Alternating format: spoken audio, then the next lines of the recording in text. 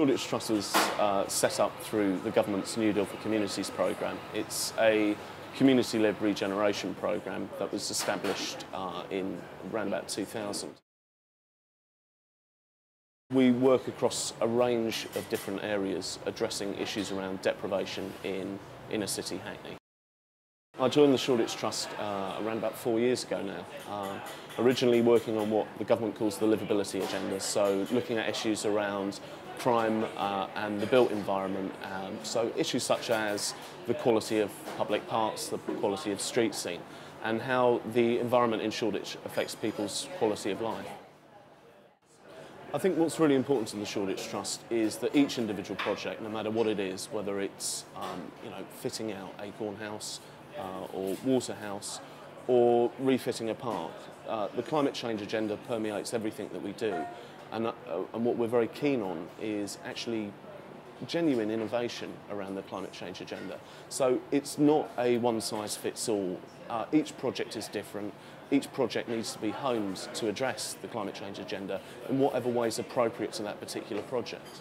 So, for example, in Waterhouse, one of the key considerations was the use of grey water from the canal itself in the heating and cooling system.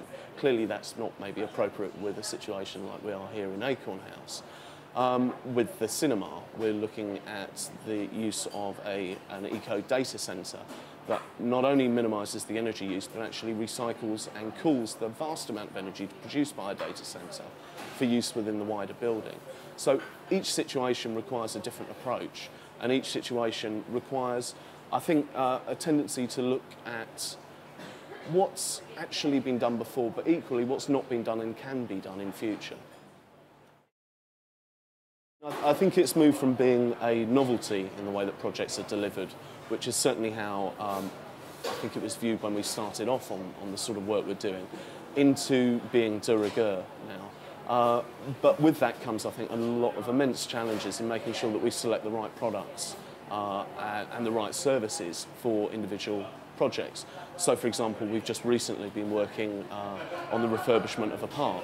Now, that included putting in public lighting that wasn't there before.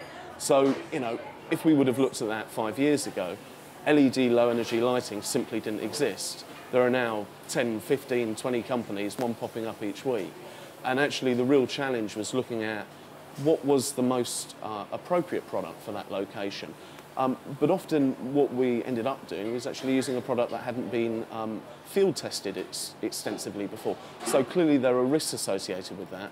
And it was really important to really get an understanding of what the product was that we were using and be really confident about its application.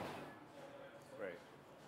I think one of the strengths of the Shoreditch Trust as an organisation is that we're used to working in a whole range of different fields together.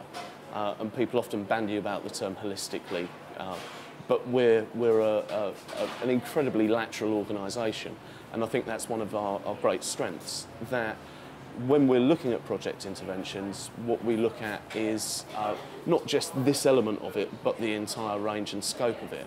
And because we've got organisationally a lot of knowledge and capacity of different sectors, we're able to bring that to a particular project. So we don't just look at it from a street scene perspective or a health perspective or a crime perspective. We look at it across the board. I think with all our social enterprises that the Trust's invested in, it's absolutely essential that not only does it have legitimate environmental credentials, but actually that it's financially sustainable, as well as socially sustainable and environmentally sustainable. The Trust has been quite pioneering in investing in the early days of our programme to ensure that we develop an asset base to enable us to continue. Now, the way that we continue as an organisation is based upon a mixed portfolio of environmental, social enterprises, as well as our property portfolio, as well as actually selling our skills as an organisation through consultancy. So yes, it's important that that isn't just something that's good to do, but that's something that actually sustains a charitable organisation beyond core government funding. I mean, I think the Shoreditch Trust is quite different from a lot of other similar schemes of our nature in that we fully intend to continue well beyond core government funding. We've got the infrastructure in place to do that. So I'm able to tell you about what projects we're doing next year, and I think it's really refreshing that an organisation of our kind's actually powering up a lot of our activity in year 10, whereas I think some other programmes may actually be winding down and mainstreaming projects or finishing them completely. So, for example, I've just been recently having a discussion with the environmental manager at British Waterways about a floating allotment that's going to be based opposite the Waterhouse restaurant within the Kingsland Basin, that's part of the Mayor's City Growth Strategy.